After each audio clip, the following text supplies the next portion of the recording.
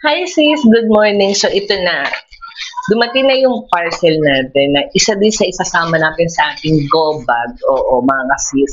Kaya buksan na natin para ma-check natin kung talagang worth it nga ba itong ating parcel.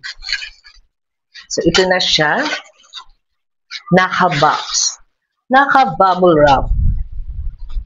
So buksan na natin. So alam nyo mga sis, marami rin naman din kaming dala-dala sa aming go bag. So, hindi lang naman din yun lang. So, meron din kami mga dalang lights. So, pero ito is talagang naglaan kami para dito. Ayan. So, ito na siya. Pumili tayo ng solar emergency light.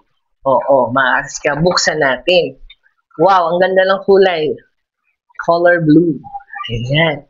So, may kasama na siyang cable wire. And then, pagkakalam ko, ito na yan. See? And then, saan ba? Na-excite ako. Saan yung on nito? Ito pala.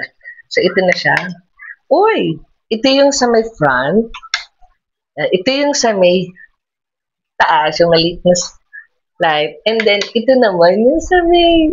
Okay.